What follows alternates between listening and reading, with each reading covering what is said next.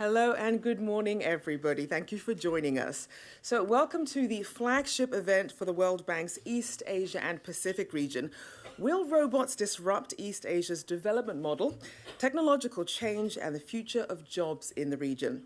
My name is Rochelle Akufo. I'm the anchor for global business at China Global Television Network, and I'm delighted to moderate this very relevant event for the future growth and development in East Asia. Now, I would like to invite the panelists to take their seats so that we can begin.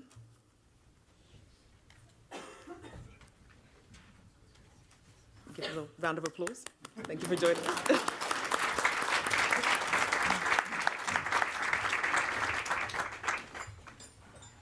Now, before we begin our discussion, it's my pleasure to introduce to you Victoria Kwakwa, Vice President for East Asia and Pacific. Now, Ms. Kwakwa assumed the role of Vice President for East Asia and Pacific in April of 2016. She oversees a portfolio of more than $32 billion in loans, grants, credits, and trust funds across 23 countries. Ms. Kwakwa was previously the World Bank's country director for Vietnam, and before that, she was country manager for Rwanda. So I'd like to give a welcome to Victoria.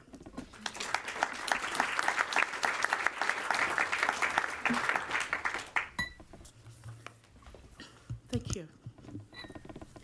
Welcome and good morning.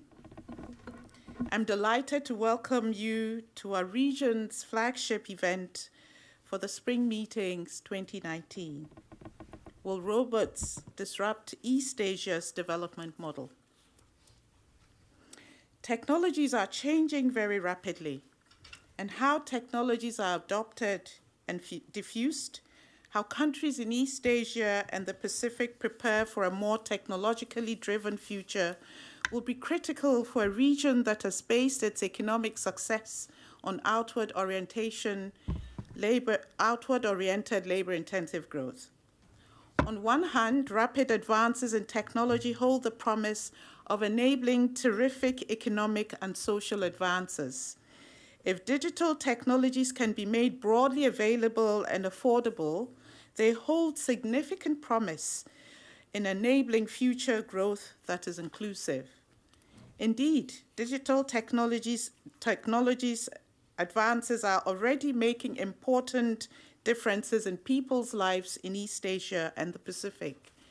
In Mongolia, the Philippines, and Vietnam, for example, cell phone technology has given farmers better access to weather and price information, access to finance and agricultural extension services, helping improve their productivity and livelihoods.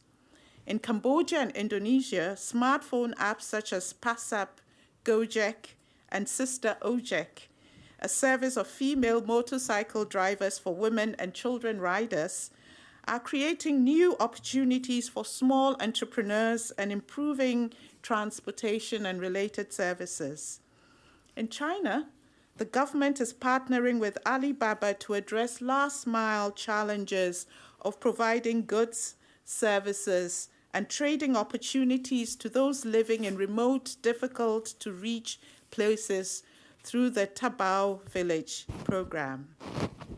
Digital platforms such as the Dibao Registry in China, the UDB in Indonesia, and Listahanan in the Philippines are helping governments better identify poor and vulnerable populations and provide needed services. Advanced technologies are also making a difference for companies and entrepreneurs. Advanced robotics, artificial intelligence, 3D printing, and the Internet of Things, the so-called Fourth Industrial Revolution technologies, stand to fundamentally transform firms' productivity and, in so doing, boost countries' growth and people's living standards. At the same time, there is trepidation among many in the region that rapid technological growth could actually disrupt the very model of development that has fueled East Asia's great economic success. Patterns of investment, production, and trade, jobs in low-skilled manufacturing enterprises, ultimately jeopardizing growth that is inclusive. While to date there's no evidence that technological change has adversely affected employment in the region, there are signs that adoption of new technologies is creating demand for more skilled workers.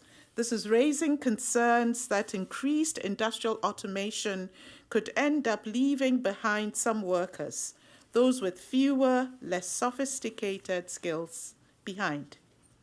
Moreover, there are concerns that rapid technological change could disrupt the global and regional value chains that countries in our region have come to count on. Indeed, China is moving quickly to automate its manufacturing processes and will soon have the world's largest stock of industrial robots. This has implications not only for workers in China, but potentially for the pattern of investment and production across the region. If rapid industrial automation in China leads to reshoring of production in more technologically advanced countries, this would have important knock-on effects across the region, impacting investment and growth opportunities elsewhere. In the face of both opportunities and challenges, therefore, countries in East Asia and the Pacific will need to think carefully about how best to maximize the benefits and mitigate the risks. This panel will explore the opportunities and challenges for East Asia and the Pacific in the face of rapid technological change. And while the panel will discuss the issues in the context of the East Asia and the Pacific region, I believe the lessons are relevant to policymakers from across the globe. I would let our moderator, Rochelle Akufu, introduce our panelists one by one, but let me assure that this is an impressive group who bring a very rich and varied set of perspectives to these important issues and challenges. So with this, let me thank you all for coming. I now turn the floor over to our moderator, Rochelle. Thank you.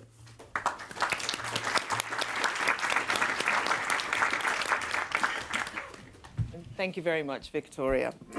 So before I introduce our panelists, I would like to invite our audience here and online to engage, since this is about engagement and sharing ideas. So we'd like you to be able to share this through Twitter using the hashtag #ResurgentEastAsia. So feel free to share and comment as we go along. And also, please feel free to prepare your questions, as we will make time for questions at the very end, and there will be time.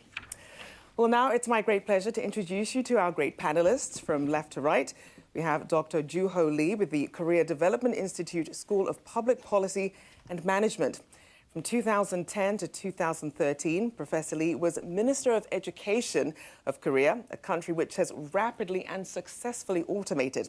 He's been recognized for his education reform endeavors and active lawmaking as a member of the National Assembly between 2004 and 2008.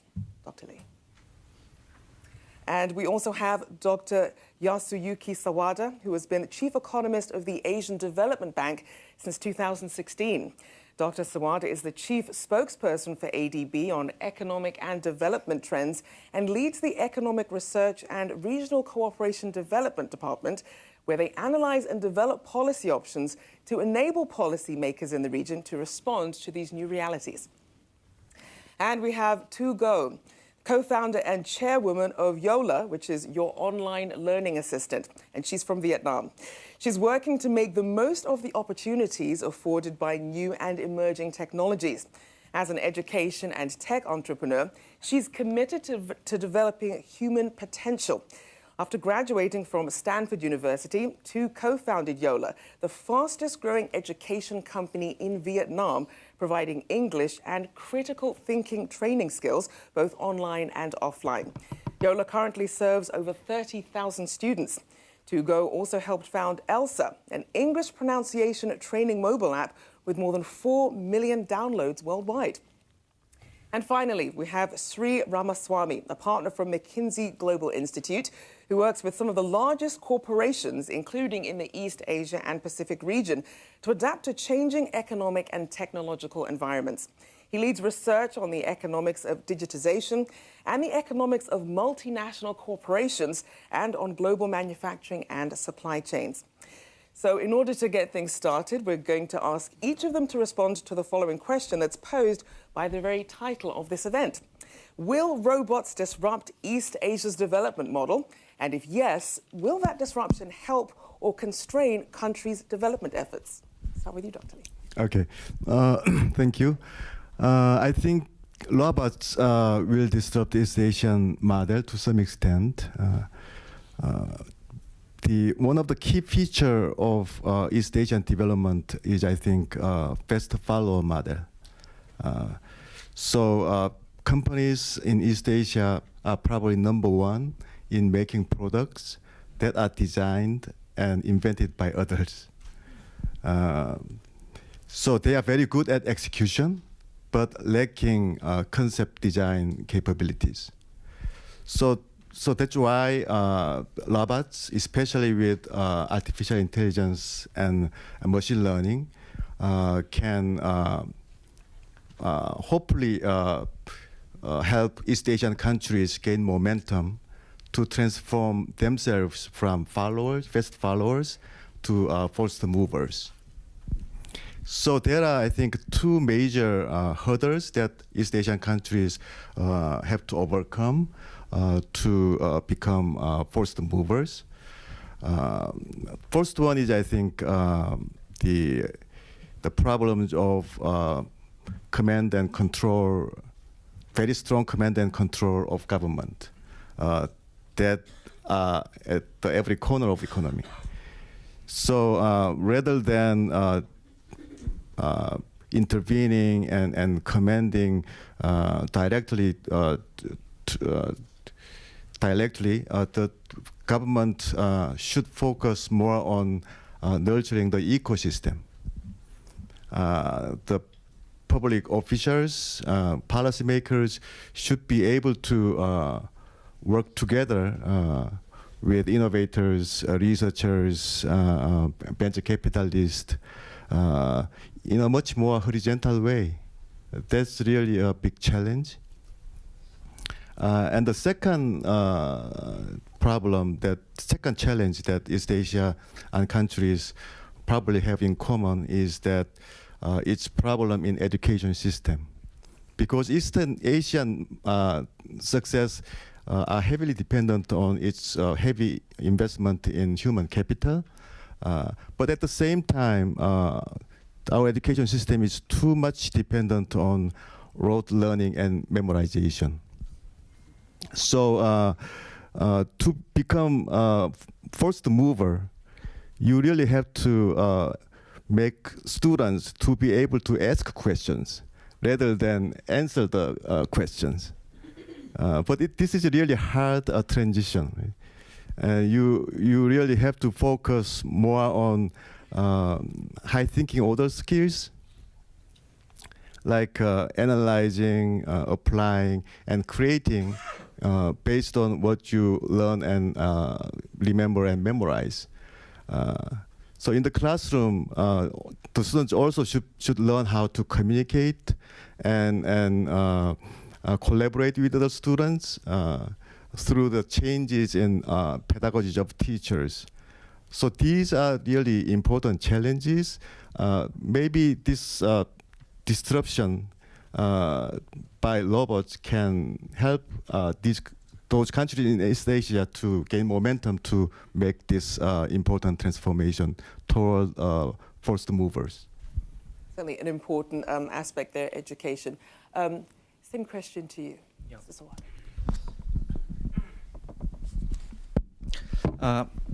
I'd like to respond in 2 ways. My answer is yes and no. On one hand, probably you have seen this arrival of 100% automated sewing robots making T-shirts without any human inputs. So we are all shocked to see this. That can lead to a massive, potentially massive employment in Asia, which is core global factory Asia. But I think on one hand, Bangladesh sewing machine operator, young and capable. I think these workers can compete with sewing robots. In order to produce one T-shirts, their labor cost is only 1/4, and for a sewing robot to produce T-shirts, I think it can cost like a few dollars. So I think Bangladesh sewing machine operators are competitive enough to compete against sewing robots. So I think this means technological feasibility does not really necessarily guarantee economic feasibility. So in that sense, I think still East Asian development model is valid. And as you may know, garment industry, ready-made garment industry, apparel industry in Bangladesh absorb a huge number of female workers, and that stimulate parents' education investments. So human capital investment has been really generated transformative change in Bangladesh. So I think in this sense, same what happened in Japan, Korea, Taipei, China, and other Asian countries in China, I think same thing. East Asian development model is still ongoing in latecomers such as Bangladesh. But having said this, on the other hand, some country, especially those who moved from middle income to high income, we see technological displacement or disruption, seemingly labor force replaced by robots, as Rachel briefly mentioned. Korea, in past few years, a huge number of new robots adopted, and China, same thing happened. Actually, looking back, Japan went through this massive robot adaptation or adoption in last 2 decades. But actually, little setback and analyze the data and looking mechanisms behind this sharp adoption robots. Actually, what has been happening in this East Asian country is because of rapid aging and demographic change, working age labor force is rapidly shrinking. In order to respond, many companies started adopting a labor-saving technology, robots, typically robots. So actually, causation seems to be reversed. Arrival innovation displays workforce. That's not necessarily happening, but because of labor shrinkage, robots and other innovations are adopted. So in this sense, this is a new kind of East Asian model. This is not really disrupting East Asian model, but I would say East Asian development model version 2 is now happening. So in this way, I'd like to respond. Let's go. I'd like to follow up with Mr. Sawada's story. So a friend of mine in Vietnam owns an embroidery textile manufacturer, and to this family, when there's automation, it's interesting not only that the workers get more productive, but the most skilled workers actually end up to be the chief creator, the chief designer of the sample for the firm. So yes, there's still a lot of space for lots of people to be more creative and not only compete on the low cost, I think. So 2 days ago when I arrived in DC, I got on an Uber and was just chatting with the driver who was living in Virginia, and then for 35 years or so he was a computer engineer. And then since the firm moved to India for the past 1 or 2 years, he's taking some time off and driving Uber. And so when we were talking about our topic, he was stressed, right? Like, all right, so there's going to be self-driving cars, right? So what's going to happen to people like us? So I can feel the fear is really real. And at that time, I was like just trying to crack a joke, but it's not really a joke. How many of you here have been to Ho Chi Minh City or Vietnam, Hanoi? All right, quite a few number. I was just telling him, sir, but in countries like mine, there are a lot of motorbikes running with many different interesting rules that I'm not sure if machine only can predict that many cases. It's a joke, but as you think of it, actually, for Vietnam or Indonesia, as I'm working on this topic, I was talking to my entrepreneur friends, and we all sort of thinking about how the lack of data infrastructure, the lack of rigorous, organized rules and procedures, that's going to be a big hurdle for us to really adopt, AI automation. And then, unlike China, I don't think for Vietnam we don't have such a centralized open data system. It's probably similar in Indonesia too. So those two factors combined, it's still uncertain how AI will impact enterprises and economy in like ours. And most of my friends in the business community would just like, actually, to get to the fundamental growth, we need the basic things in place. We need progress in education, governance, environment, like sustainability policies, and not to get distracted by the next fancy things that are happening in other developed countries yet. And Mr. Ramaswamy. All right, well, thank you for inviting me here to share our perspectives on this as well. To the specific question, will robots disrupt the development model? If we're talking about a development model that is labor-intensive and export-oriented, I do have some concerns about the viability about the development model, but not because of robots. I think we have to make that, that's certainly my views. And one of the reasons why people get worried about robots is they tend to mix the impact of automation with other things that are seemingly going on but are actually misperceptions. So for instance, this idea that somehow we've already started to see reshoring to the US, which is simply not true. If you look at the output of manufacturing in the US over the last decade, none of it is because of reshoring, despite the anecdotes, right? A lot of it is because of the oil and gas activity here. A lot of it is because of the cyclical recovery in automobile demand in the US. That's what's driving the US output. So to the extent that there's a potential for supply chains to reorient and become much more proximal to the market, to become much shorter, to the extent that potential exists, it has not been realized. We have not seen that yet. The other reason I think I'm less worried about the impact of robots broadly on the development model is that it's true, we've got a lot of, industrial robot sales have gone through the roof, right? The volumes have dramatically shot up, particularly in China. But if you look at the industry penetration of industrial robots, it's still, 70-75% of the robots installed and sold last year were in either in automobile manufacturing or in electronics manufacturing, right? And so, yes, you have the amazing sewing machines and you've got these, these kind of combined harvesters that are completely automated, true. But by and large, if you look at industries like garment manufacturing or food and beverage manufacturing, furniture, toys, that sort of stuff, which typically represents the first stage of engaging in that global value chain, we haven't really seen significant industrial robots being installed. And if you look at Vietnam, for instance, if you look at sort of the growth rate of export volumes in Vietnam, it's not that different from what China went through 20 years ago. It's not that different from what Korea went through 40, 50 years ago.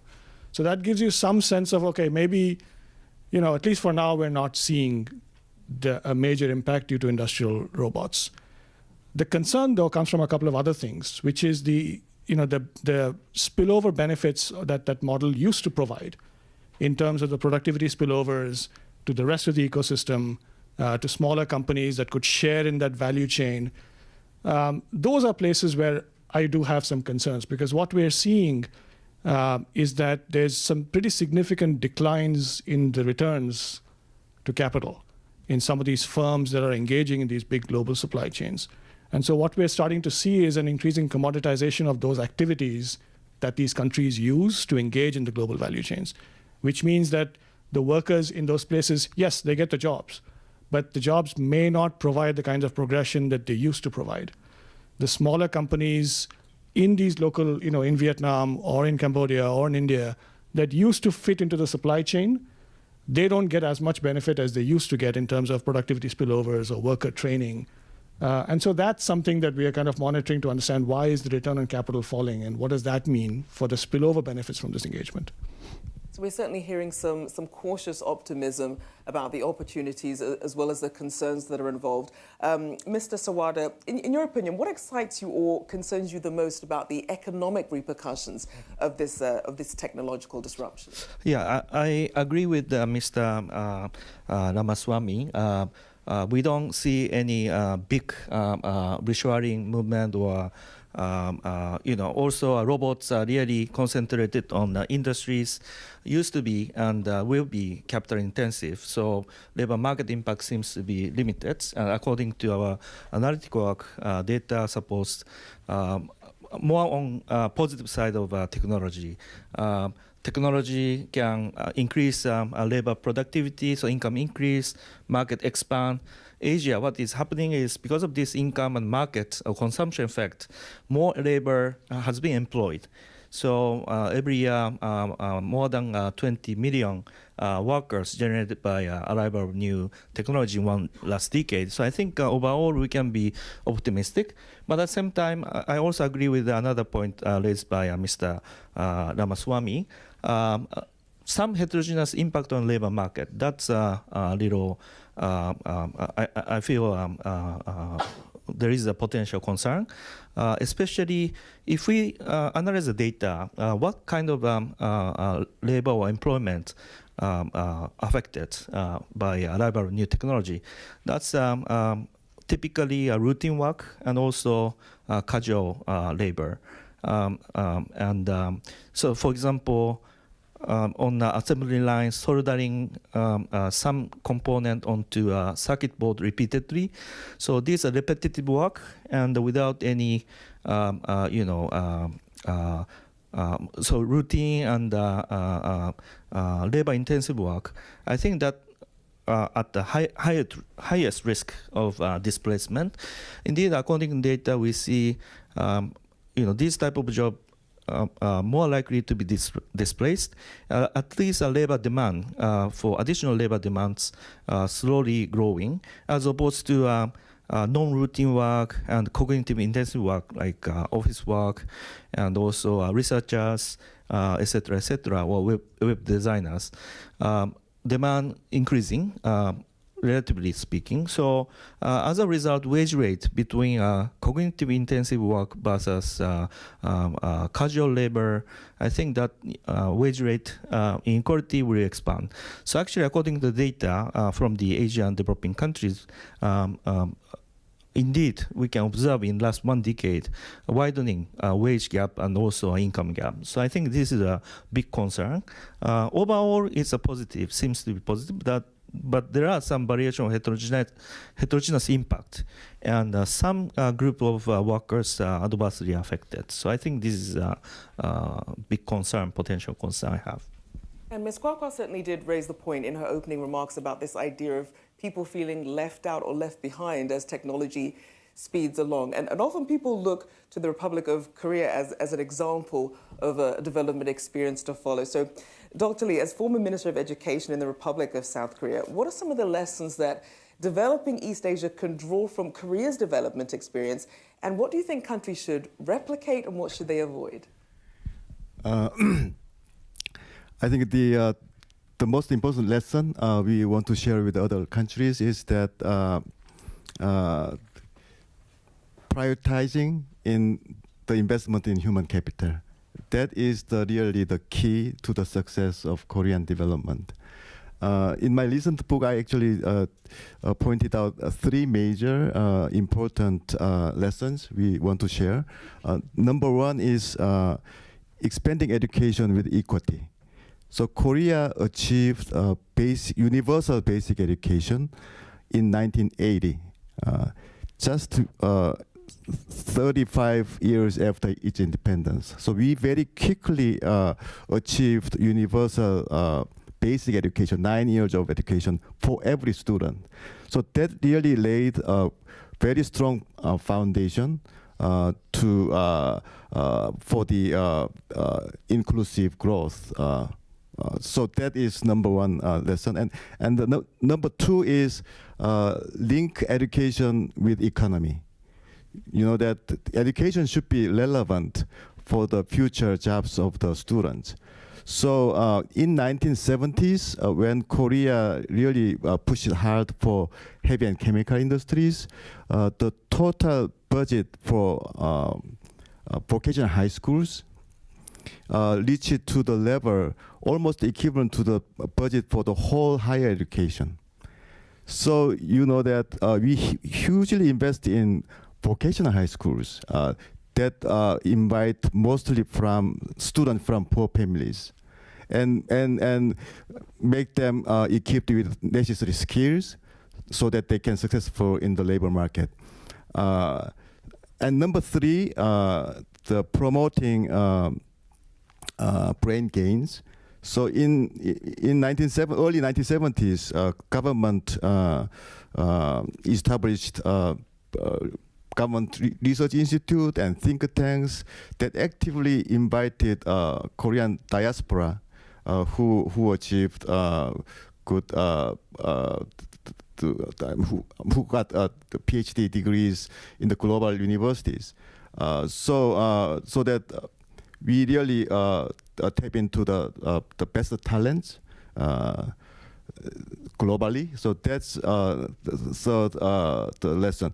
So, but these are, I think, very important principles that maybe the other countries can emulate. But as Korea became a donor country in 2010, I talked to my colleagues who are working for international development that maybe it is not good for Korea just to tell other countries to follow the Korean path. Because, as I said, we are having a big challenge to become first mover rather than a fast follower. Right? So we know this problem because we reach it to the top. Because our students at PISA test is always number one in science and readings and mathematics, and our teachers are the best of the best. Because you know that when we ask students who they will become in the future, number one priority is teachers, not lawyers and doctors. So we really put high value in education, and we spend a lot in education, but learning model as we have is very old one.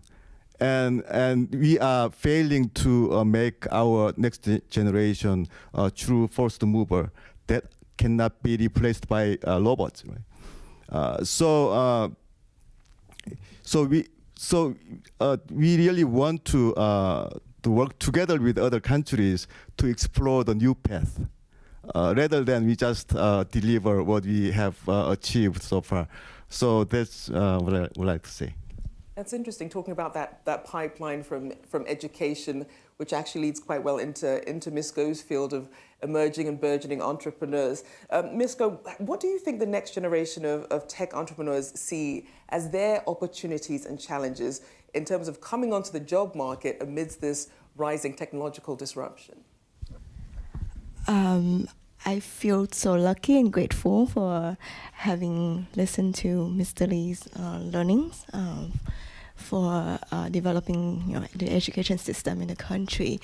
I think for entrepreneurs, talent and having the right team is always the most important, in addition to having VC money.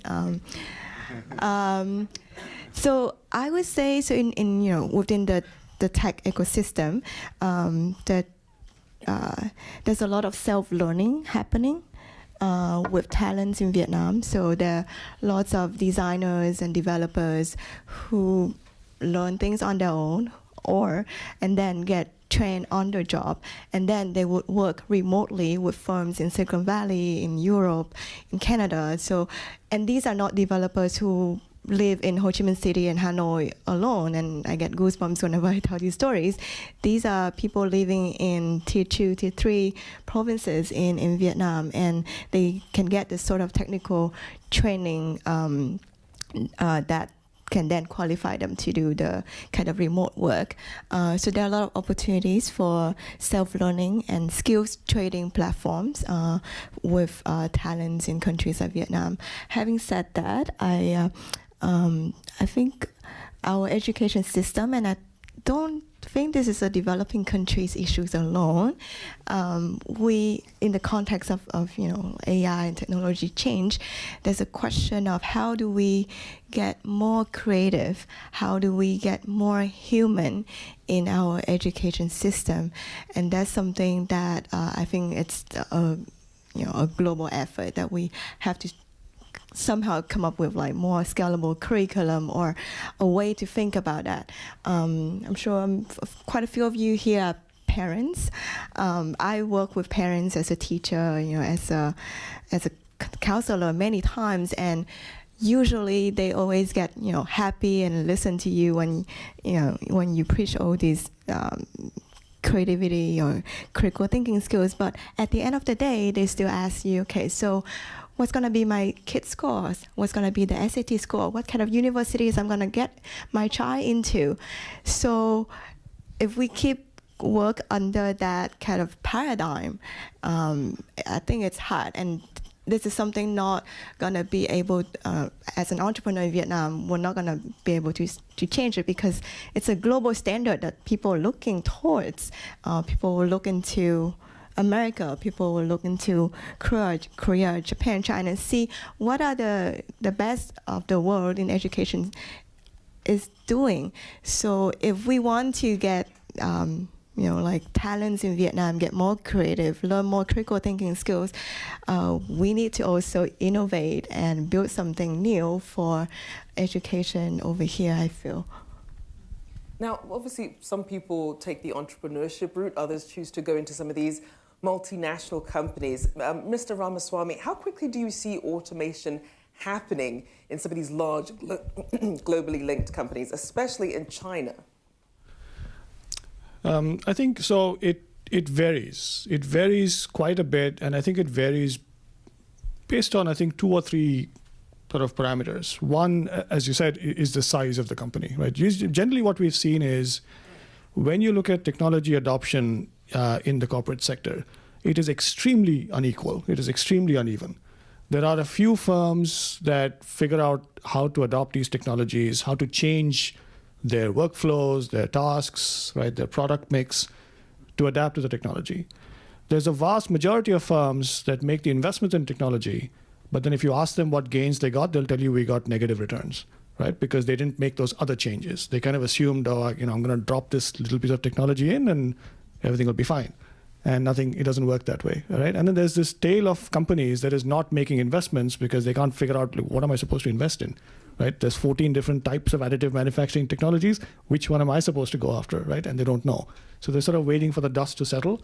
And so you see that tail too. So some of this is, the speed of the adoption depends a little bit on how many large companies you have in this economy. So typically what we've seen is that larger firms, they see the business case for technology. They've got the complexity of the operations. They've got the cost base that they're trying to mitigate. If you're a smaller firm, typically you don't see the business case as clearly. And so you tend to wait to adopt. And so that's one dimension that we've seen. So the larger the firms in an economy, the more likely that economy is likely to see adoption of digital or automation technologies. The other is the industry mix. Right? As we said, there's a reason that Korea is so automated, right? It's partly because of the role that automobiles and electronics play in the Korean manufacturing sector. If you compare the Korean sector to, let's say, the US, right? Among advanced economies, the US is one of the least automated from a manufacturing perspective. And that's because there's a huge diversity of manufacturing industries in the US, most of which don't see much automation, right? And so the industry mix really explains a great deal of the speed with which a country adopts automation. And then there's a third component, which is the type of automation, right? So we've talked, we talk about robots, right, in cages or, flexible robots going around cutting metal, but there is a different type of robot, right, which is kind of the software robot. So what we call robotic process automation, right? When you call your bank, are you talking to a person or are you talking to something else? You don't know, right, sometimes. Except when it starts to annoy you, and then okay, it's just probably not a person. But that kind of automation is happening much faster, right? So robotic process automation, virtual agents, decision management algorithms are all effectively, they are robots in that sense, right? They are basically independently taking in inputs from the world around them, processing them, coming up with some sort of decision making, and either offering the decision to a human being or making the decisions and executing on their own, right? And so the more software-oriented applications, the faster the adoption. So for instance, if you look at the industries that are seeing a lot of adoption of digital technologies or artificial intelligence, you would not be surprised to see financial services is up there, right? Media, content development is up there. High-skilled professional services getting more and more digitized, right? If you look at the manufacturing industries, they tend to not be as digitized. They tend to not be as automated. And that's partly because of the fact that the softwareization of the automation has not happened there. There's still the legacy hardware assets in these firms. You still have to put these sensors on these old equipment. You still have to connect all these things together. All of that takes time. And so even within the large firms, what we've seen is, to the extent that the automation is physical automation, it is much, much slower than any kind of virtual automation. And how do you see that pace impacting investments and labor demand elsewhere in East Asia? So that's an interesting, I think most firms that we talk to who say they are investing in automation, they won't say that it's because of labor saving, right? Now, some of it is like, well, I don't think any firm wants to go out there and say, oh yeah, we don't want all these people here, so out they go. But really what you see is that the firms that do automation well are linking automation to a broader business strategy. And usually the business strategy is one of two things. I want to expand to a new market where I don't have a production footprint, and so I'm going to open up a new production facility, I'm going to bring in the latest technologies. Or the more likely situation, particularly with Chinese firms, I am moving higher up the value chain, and so my production process needs to be much faster, much more precise. I cannot afford to have variability in my production process, right? If I'm going to be cutting a slab of metal, it has to be absolutely accurate every time I do it. And by the way, I need to do it 10 times faster than I do it right now, right? That's what they're thinking. So when they're thinking about that, that's the mindset of saying, all right, I need to bring some automation into this. It's not because, I'm trying to save on labor costs. That's really not the motivation. And Dr. Sawad, I want to bring you in here as ADB Chief Economist.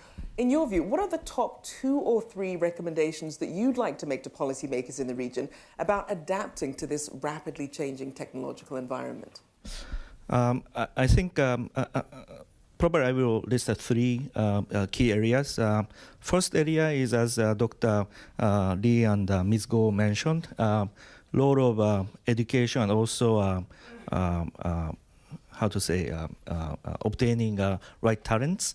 I think I also mentioned that technological arrival, new technology may widen wage and income inequality. So there are a group of people who can quickly catch up this new environment. There are other people who are lagging behind.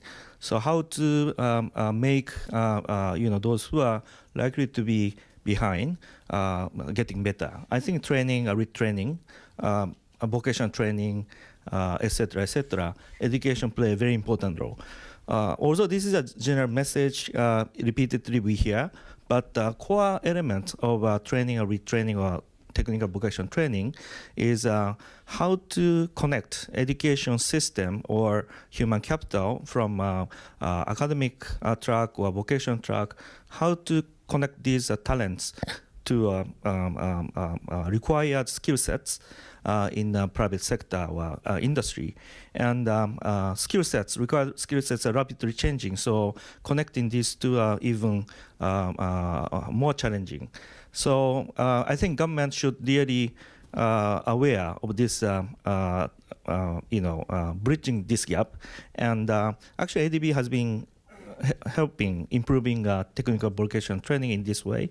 For example, Bangladesh, we set up a nationwide big platform, which include not only academic Ministry of Education line, but also private sector, so that we can identify the skill sets really needed for private sector. And then government play a key role to provide a really carefully designed training program. I think this education, seamlessly connecting education system and required demand from the industry, that's number one top priority. And secondly, government itself can utilize new technology. We see, for example, India already adopted biometric ID, and there are some very good academic paper looking into how this introduction of a new technology in government improve efficiency and effectiveness of public service delivery, for example, workfare program and conditional cash transfer program. So I think government itself should really use this new innovation. And finally, also government play a key role to provide enabling environment through giving right infrastructure and also broader government or socio-economic infrastructure. For example, I have been over the weekend, time by time, I go to a low-income community called Hightouch. It's a dump site, used to be dump site and relocation community. And education was, or high school dropout was main concern. So it's outside of my ADB job, by the way. And so we partnered with NGO, and we decided to introduce tablet-based learning program. There are many really fascinating, very nice, easy to learn, and also program that incentivize students to learn. So we get excited by tablet-based learning. So we purchased 50 tablets and gave to a high school. But it turned out useless because internet connection was so bad. So we couldn't really utilize these technologies. So I think a basic infrastructure, still there's a huge room for the government to invest. On top of this, broader infrastructure, government play a very key role. Arrival of new technology and internet, e-commerce, etc. Consumer protection and privacy is a big concern. Also, a competition policy, antitrust policy is a big concern. Again, it's beyond my comment is beyond my capacity as a chief economist of ADB. In the Philippines, so ADB headquarters is located in Manila, in the Philippines. So I'm living in Manila. In the Philippines, Manila, Metro Manila, we used to have a Uber and Grab. But a couple of years ago, Uber just disappeared. And then many people complain, price became higher and also waiting time gets longer. So I think competition policy in this arrival of new technology and share economy, etc. I think competition policy became a very important policy agenda on top of a physical infrastructure investment. And indeed, we see Philippine Competition Commission started this operation a couple years ago, and other developing Asian country, we see a competition agency getting more important, playing a more important role. So I think broader infrastructure government can play a key role. And it's very interesting you mentioned this idea of infrastructure, because a lot of people are really zooming ahead with 5G and the next thing. And as you mentioned, when it came to giving out these tablets, if you're lacking the basic internet access or the basic tools, reading literacy to really make the most of it, you will end up getting left behind. So, Dr. Lee, as we talk about educational policy, you talk about the need to change the way that children are educated today, and also this high-tech, high-touch learning model. Tell us a bit more about that. Yeah, robots, more broadly, I think digital transformation require redefining industries themselves, right? So we really have to think about how we can redefine education by leveraging the robots and digital technologies. I keep asking teachers in Korea to shift their tasks to focus more on human connections and mentorings, and also focus more on high-order thinking skills. But it's really hard because they are too much tied up with delivering the knowledge contents, right? So what if we can ask robots to deliver contents? I think it's possible, technologically possible, because you know that there is a various AI adaptive learning system developed by many companies in recent years, and we have seen amazing progress in this new system leveraging AI. But this technology alone cannot redefine education.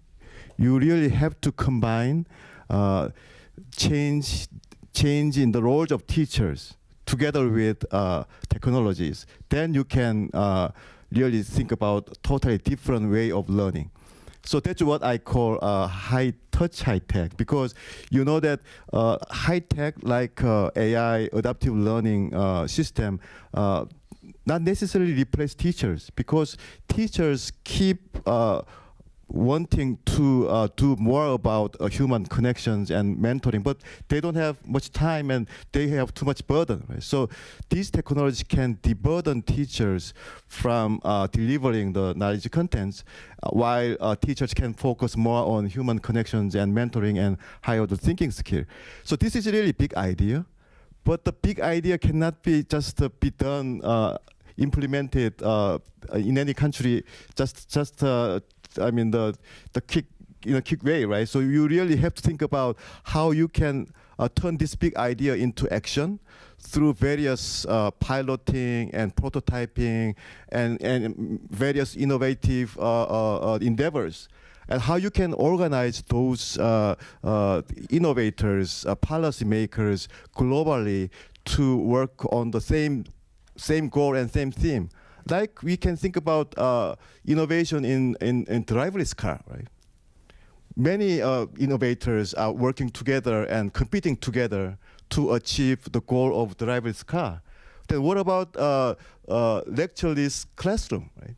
Maybe lectureless classroom is the ideal case that teachers focus more on high touch, and machines can provide personalized learning experience for everyone.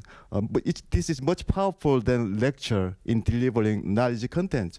Then why don't we work together to achieve the goal of lectureless classroom? I'm not just talking about the command and control system. Maybe we can try to work together with the World Bank and other development banks to turn this big idea into action. That was interesting because a lot of people, I'm guessing this age, have already finished school, as youthful as you all look. But for those of us who've already gone through the traditional education system, Ms. Go, what is your recommendation for people who are entering the workforce now or preparing to enter the workforce in Vietnam and elsewhere in the region? I think before answering that question, I have some follow-up thoughts to Mr. Lee's ideas on the lectureless schools. I have a mixed feeling about that. I would feel a bit scared if in 20 years we have robots and machines educating human beings. Having said that, probably I think on the macro level, the assessment system is something that needs to be changed, and not just the contents or the teacher's roles, because all of these actors inside the system actually works towards this whole bigger assessment system and exams. And if I think about it, why exam is there in the first place? Because without technology, we have a limited number of seats in a room, in a classroom, in a school. So, like probably 20 years ago, to attend this lecture, we all have to RSVP, and people who are watching from Vietnam, who are watching from everywhere cannot join by live stream. But now we don't have that restriction anymore. So should schools still have that limitations? And if not, then what would be the role of the assessment instead of like setting metrics and numbers? And I'm sure we can come up with a new test for critical thinking skills or creativity, but at the end of the day, if people still compete for a number of seats, it's still gonna be going back to the whole exam driven culture. So that's something I don't have the answer yet, but I think those are the thoughts that hopefully when we think about the new education system of the world, we could think of. And then inside the system, we can focus a lot more on the heart, on helping children learn to love each other. And they probably already love each other. We just ask them to compete with each other on exams. That's why they stop loving and stop creating new things, right? So I think we actually at the junction of something very good happening in the next 20 years if we really put ourselves together, and not just because education is a good thing, nice to do thing, but it's exactly because we're going to have a new culture with AI in our life, with automation in our life. So those are my thoughts. I think the question on what would be the advice to the young people coming to the market. Sorry? I think, well, I probably would talk to people who want to be entrepreneurs, or look for something that's in the intersection of what's interesting to you, what you can do very well, but also what's so purposeful, so meaningful that you want to pursue for a long time. That intersection exists is probably not going to happen right the first day when we graduate from college. Having been through this for 10 years and probably still on this question for the next 10 or 20 years of my life, I think it's something to contemplate on, and it's something that would keep us, creating things, because actually a hard thing is something that we have to keep experimenting, and it's not something that like there's a manual, there's a training, and we're just gonna go through and do something about it. It's more than that. So I don't think it's an advice. It's probably like, oh, hey, you're gonna enter like an interesting, complex world. So just embrace it, I guess. And for those looking to end up working for one of these huge tech companies, I mean, there are some concerns among some of the little people. This is for you, Mr. Ramaswamy, about this emergence of some of these giant tech companies and the sort of role and the amount of power that they're going to have with these platforms. What are your thoughts around that, and what would be your recommendations for policymakers? Yeah, on the question of, by the way, what you would tell a young person, I mean, my daughter is turning 6 next month. She's either going to be a plumber or a carpenter. Because, it may be a complex world, but we still have to fix the toilets. That's right. So, yeah, I think this idea of these tech giants, these tech platforms, the size that they have, the data that they have, it's part of this broader concern that we all have, right? This notion of giant companies, superstar companies that they're being called. What exactly is going on here? Are they seeing crazy profits? I think so. We've been looking at this now for the last year or two, and we're continuing to look at the research. And one of the things we find is there is actually profit concentration going on. It depends on how you measure it, right? But we are seeing that if you look at the distribution of economic surplus, economic profit among the world's largest firms, you are seeing that the distribution is getting more unequal over time. The interesting thing is, though, it's not just the tech firms. So yes, the tech firms are part of that story, but there are firms from every country and every industry are part of that story. And so one of the things we're looking at is, what's driving that? And, one thing that we are seeing is there's a couple of things that these firms have that I think is helping skew this curve of economic profit. One is the access to capital. So there's, yes, on the one hand, there's suddenly mountains of capital available over the last 20, 25, 30 years, but the availability of that capital is not even. And what we are seeing is, for some reason, the larger firms seem to be getting easier access to the capital. We're not exactly sure why that is. Is it because of consolidation in the capital markets, in the banking sector? Is that what's driving it? Is it something else? We're not sure. We're looking at that. Another one is this notion of technology, right? Not just the tech platforms, but even the largest, retailers, the largest industrial firms, they all have massive technology deployments in them. And it's very difficult. What we see is that, when you see large companies making technology deployments, those deployments tend to not be off the shelf. They tend to be very, very customized solutions for those large companies, which is very difficult for other companies to then replicate that, right? Because it takes a lot of investment, a lot of time to do that. And so that may be, because of that, we suspect that technology might be playing a role there in driving bigger and bigger returns.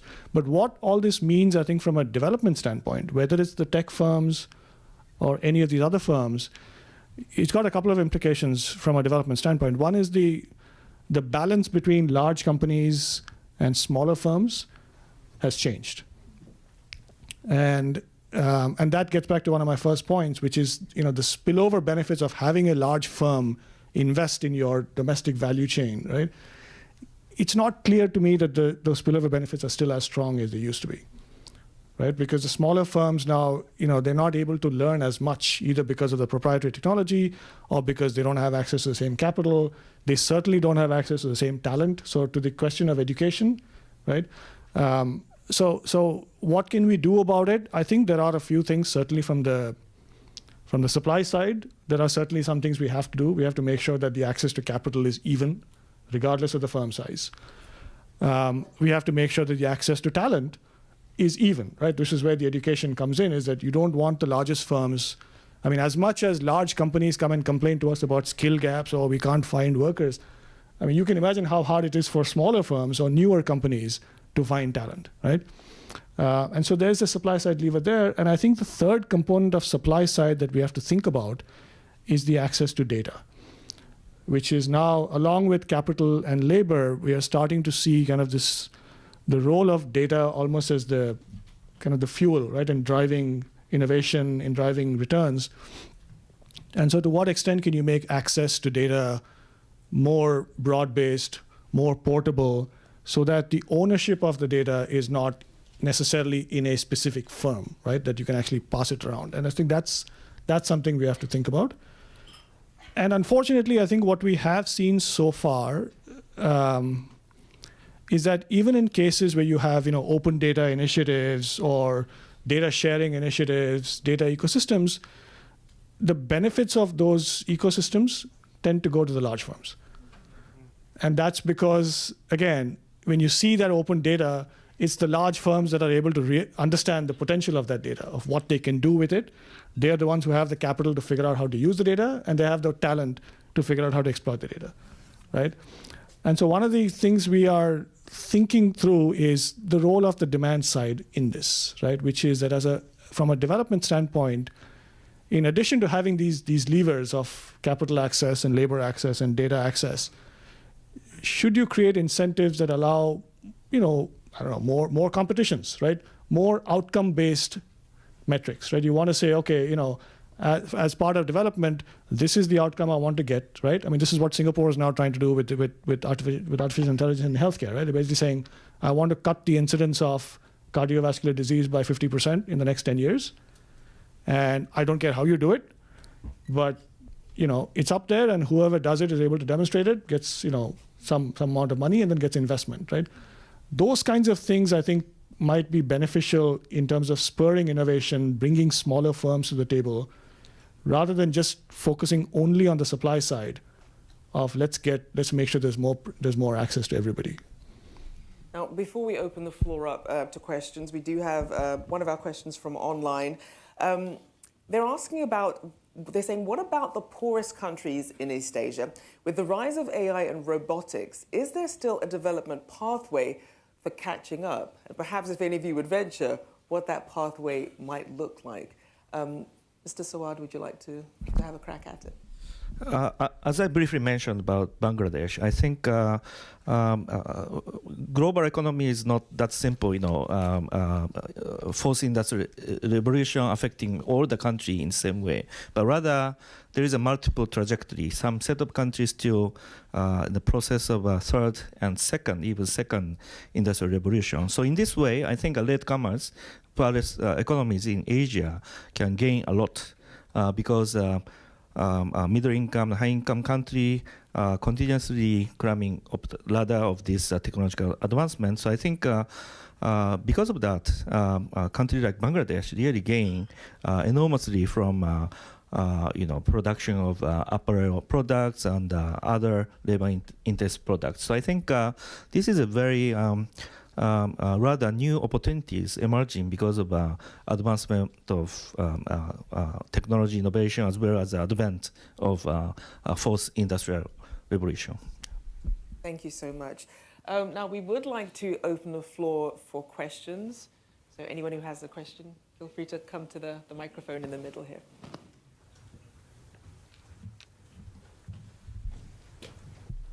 Hi, thanks for this. Am I on? Yeah, thanks for this panel.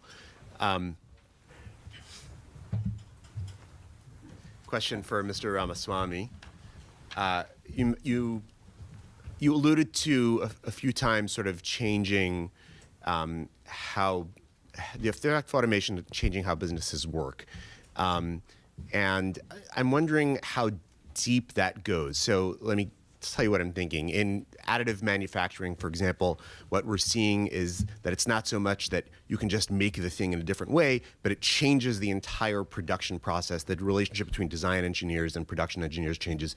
And from sort of a first principles view, manufacturing is changing. And I'm wondering if you're beginning to see that yet at firms that are employing industrial robotics. So it's not that you have a new arm that screws in the screw faster and better, but you're changing the entire line. Yeah, I think it's a good question. And I think this gets to my, not skepticism, but a little bit more of a, like if somebody comes to me and says, oh, technology is going to change the whole world, my instinct is not so fast. Because, I mean, you do see that in firms that make certain types of investments in technology, the workflows change. The supply chain changes, right? The supplier contracts change, the kind of talent that you need change, the footprint changes. It doesn't happen as much as you would expect. If you take additive manufacturing as an example, right? Additive manufacturing is amazing to bring design to prototype faster, right? To test a bunch of different models in the market much faster. It is less useful if you are a car company and you're going through tens of thousands of units every day to produce. There's not much additive manufacturing going on there. If you're an aerospace manufacturer with an extremely complex little component within a turbine, yes, right? But that's if you're in a low volume, highly complex kind of an industry, medical devices or aerospace components, you are seeing some of these things happen. But by and large, what we are seeing is there are changes in the workflows within the production process. So, for instance, instead of going from step 1, 2, 3, you might do step 1, 3, and then 6, and then you come back to 2. You do see those sorts of changes. You also see that there are changes in the quality of each of the work. So, for instance, if you're working for Ford or one of these automotive companies, and you're the quality control technician at the end of the assembly line, the fact that you've got virtual reality assisted goggles changes your role, right? Because now every piece that comes down, you've got the little Google Glass kind of thing telling you where is this coming from, who is the supplier, where was it sourced from, how long has it been on the shelf. It tells you all of those things. It doesn't change the process. It changes kind of the higher, it gives you a potential for higher quality within that process, because now that guy is much more likely to be able to spot an error instead of doing random sampling that they used to do. So that makes sense. So I guess that's what we're seeing, is that it's not so much a wholesale change in the production techniques or the production relationships. It's much more kind of the opportunity to do higher value add activities in each stage of the existing process, whether that means less errors, less variability, or higher speed between certain stages of the process. That's what we're seeing. Thank you. Hello, my name is Maria Qureshi, and I'm working with the Education Global Practice on some work regarding the schools of the future. So my questions will be regarding, schools and how to build more technology intensive solutions.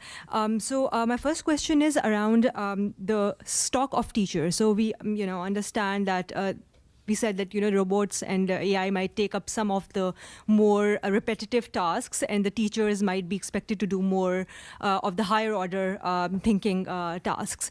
But then what do we do with the stock of teachers that we have in the system who are not used to providing such input to the students? So for example, we can't imagine everyone to just transform overnight and take up some of the higher order thinking tasks. So how do we build capacity within the existing stock of teachers that they take a more proactive approach and are taking up more of the higher order thinking roles? And my second question is, Mr.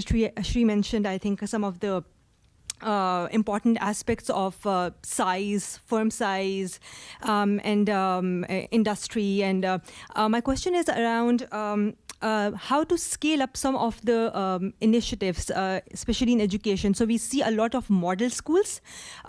We see, maybe like one particular school working at a very low scale, just, in their community. And then, we see another school in another part of the world which is trying to, make some change.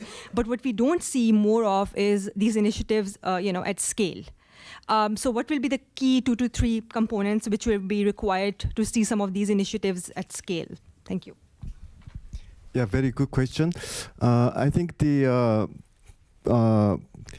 key issue in scaling up of the recent innovations in education is that maybe we really have to focus more on finding new models of learning rather than just expanding the existing models. For example, when I look at the data of a very innovative school district in Korea, they are just spending 0.3% of their total budget on exploring new paths. And all the other 90% money have been spent on expanding the existing model or maintaining the existing model. So we really don't have enough good ecosystem to exploring the new path, new model. And I think this applies to the global community as well, right? We are assisting developing countries to develop education system, but mostly in through the current ways of doing business, rather than trying to innovate what we really have to do for educating students, and so that's why there are numerous innovation cases, but rarely we can find the case that can scaled up to benefit every student. So I'm suggesting we really have to focus on building a new ecosystem to really explore new paths. And the second is we really have to put more emphasis on teachers, especially when we talk about students, we always talk about early intervention, right? The skills beget skills, so you really have to intervene earlier for student development. Then what about then teachers? We really have to spend a lot more on teachers at the beginning career, rather than professional development. But when we consider the spending structure, many spending has been on professional development, on career teachers, rather than in their early career. So we really have to think about how we can change the teacher colleges, how they really how teacher colleges should embrace new technologies and new pedagogies, exploring new ways of learning. Now, we only have a few minutes left, so if we could just have 3 more questions very briefly, if you could ask them back to back, and then I can have the panel pick those up. Thank you. My name is Ijaz Ghani. I work in the Africa region. I came to pick up a few lessons from here and take to the other 2 questions. One is the technological changes, digital revolution, is not only active in manufacturing, but also in services. Both are big drivers of growth. What is your assessment, knowing that technological revolution in services has taken place at a much faster pace for a longer period? How has it impacted job, productivity, growth? We know what's happening in Africa. My second question is the spillover effects and age. Is it size of the firm or the age of the firm? We know that once you have an excellent physical and human infrastructure, many more new firms create jobs. And the second is a spillover. When we look at small informal enterprises, they are expanding in the tradable sector and contracting in the non-tradable sector. So, questions. Thank you. And the next question, I believe you're next. Hello, thank you for sharing your insights on education and broadly speaking, learning as an important motivator to East Asian countries to adapt to the rapid technological transformation. My question relates to what Dr. Lee just alluded to, which is the challenges of professional development, upskilling the labor, and especially managerial skills and entrepreneurial mindship has to be the backbone of how the entire labor force, not just those who are beginning to learn or beginning to gain skills to deliver the learning, but the country is full of people who have been doing things for years at end, and I think the idea of people who are able to leave some of the mundane tasks to the robots and actually being able to do more samples, to be a chief designer. I think those are really good anecdotes, but how can we address a large population who is stuck with the kind of skills and mindset that is used to a certain way to become more entrepreneurial, to be more skilled managers? And if you could make it a very quick question. So I'll try to make it brief. So I'm from China, and mainly I'm an undergraduate. So I'm actually in the education system now. So I'd like to ask a few questions about that. So we know that in East Asia, we now have a very traditional education system, and we take many exams. So I just wonder, what do you guys think about the education system now? I know we are changing, but are these changing rapid, or are they enough? Do we need more changes about the traditional education system? And how do we try to do more to inspire the students to innovate, to create new things? Under the circumstance, maybe we do have the robots competition for senior high students now, but are we doing enough changes? So thank you. You may be able to combine the last 2 questions, if you'd like to start. Just one more, or no? We're very tight. We're very tight on time. I'm sorry. So very good questions. I think we have a lot of challenges in education, but I think we really have to prioritize the fundamental changes, because nothing yet happened in a fundamental way, right? So how we can really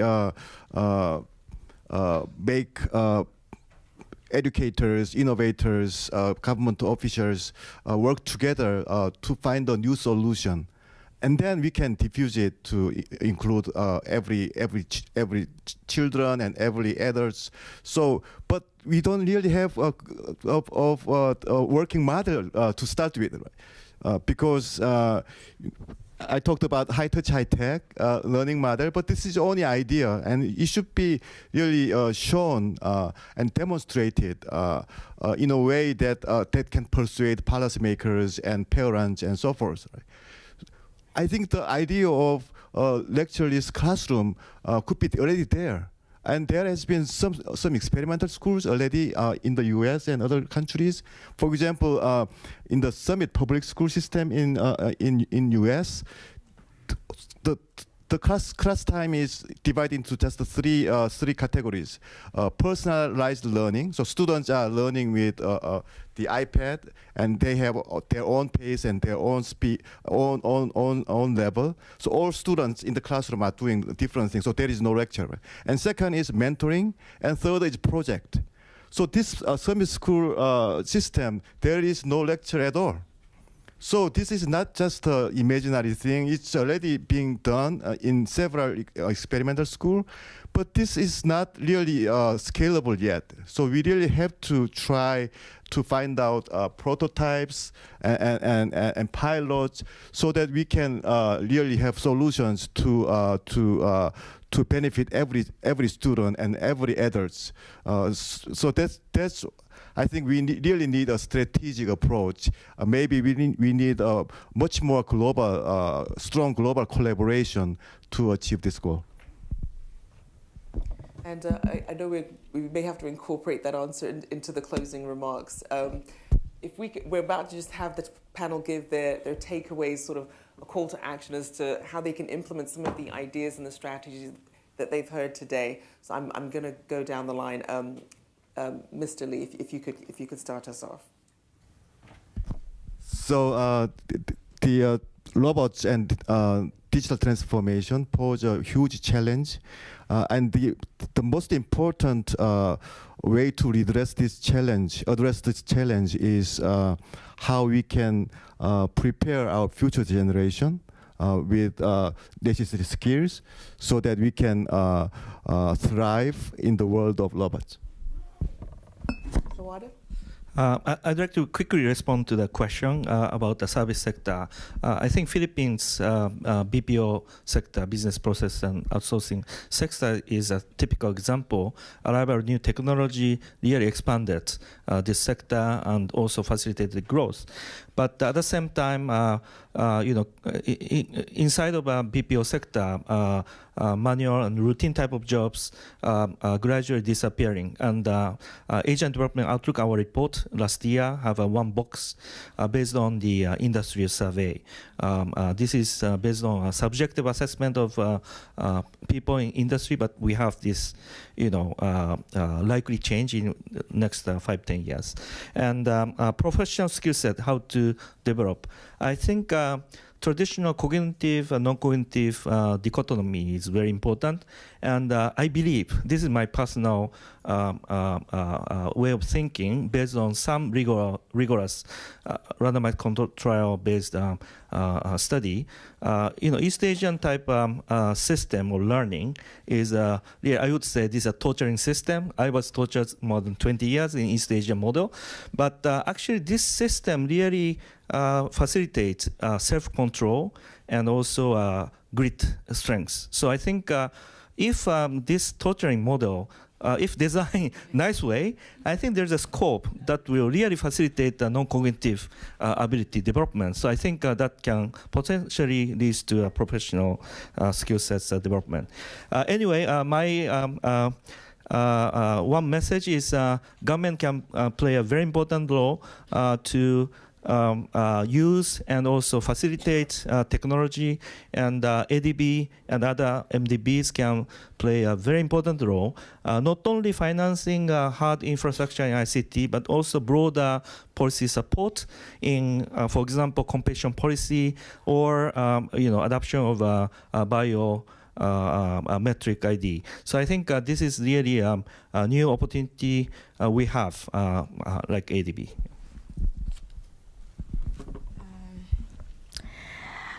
I think to scale up a lot of the learning initiatives, both professional development and school models out there, access to long-term capital would be very crucial, because a lot of the investors of private schools out there are still looking at the current standards only and not at the new frontier, the new learning models, as Mr. Lee has mentioned. I think to wrap up, probably in 20 years, we would actually be paying teachers a lot more. We will be paying physicians, healthcare aides a lot more. We will be also looking into the values of having the plumbers, but not just for the fixing, but for the human connection, for the design, for the the soft touch that we have in our house. So I think actually in the age of AI, we're probably gonna